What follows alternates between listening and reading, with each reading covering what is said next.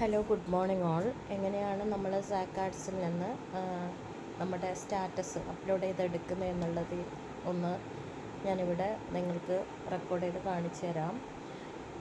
നമ്മൾ സാക്കാർഡ്സിൻ്റെ സൈറ്റ് ലിങ്കിൽ ഒന്ന് ഓപ്പൺ ചെയ്യാം. ഓപ്പൺ ചെയ്യുമ്പോൾ നമുക്കിങ്ങനൊരു പേജായിരിക്കും വരിക. ഇവിടെ ലോഗിൻ എന്ന് പറയുന്ന ഓപ്ഷനിൽ ടച്ച് ചെയ്യുക.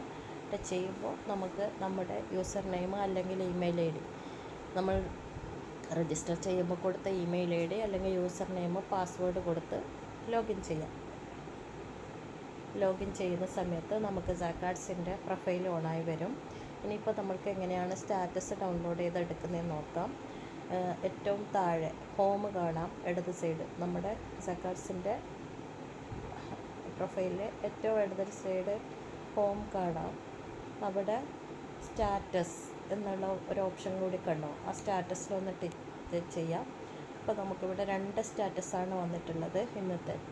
അപ്പോൾ എന്താണെന്ന് വെച്ചാൽ ഒന്ന് ഇങ്ങനെ ആയിരിക്കും കാണാം. അപ്പോൾ ഒന്ന് മേലോട്ട് സ്ക്രോൾ ചെയ്യുക. സ്ക്രോൾ ചെയ്തിട്ട് ഇവിടെ ഡൗൺലോഡ് എന്ന് പറയുന്ന ഒരു ഓപ്ഷനിൽ ടച്ച് ചെയ്യുക. അപ്പോൾ ഡൗൺലോഡ് അഗെയിൻ എന്നുള്ള ഒരു ഫയൽ വരും. അപ്പോൾ ഇവിടെ ഓപ്പൺ എന്ന സ്ഥലത്ത് പോയി ടച്ച് ചെയ്ത് നേരെ നമ്മുടെ വാട്സപ്പിലേക്ക് ഷെയർ ചെയ്യാം. വാട്സപ്പിൻ്റെ സ്റ്റാറ്റസായി ഷെയർ ചെയ്താൽ മതി. ഇങ്ങനെ സെൻഡ് ചെയ്ത് കൊടുക്കാം. ഓക്കെ. അതേപോലെ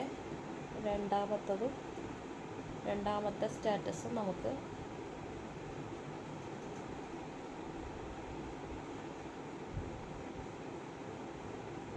മേലോട്ട് സ്ക്രോൾ ചെയ്യുമ്പോൾ രണ്ടാമത്തെ സ്റ്റാറ്റസ് ഇതുപോലെ കാണും.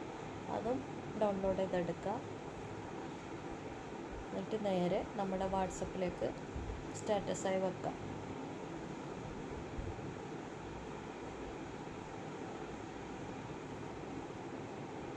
ഇങ്ങനെയാണ് വെക്കേണ്ടത്. ഈ സ്റ്റാറ്റസ് ഡൗൺലോഡ് ചെയ്തെടുക്കുന്ന സമയത്ത് നമ്മുടെ യൂസർ നെയിം അതിലുണ്ടോ എന്ന് നോക്കാം. ഓക്കെ, എന്നിട്ട് ചെയ്യാം. ഇങ്ങനെയാണ് ചെയ്യേണ്ടത്. അത്രയും ശ്രദ്ധിച്ചാൽ മതി. Okay, thank you.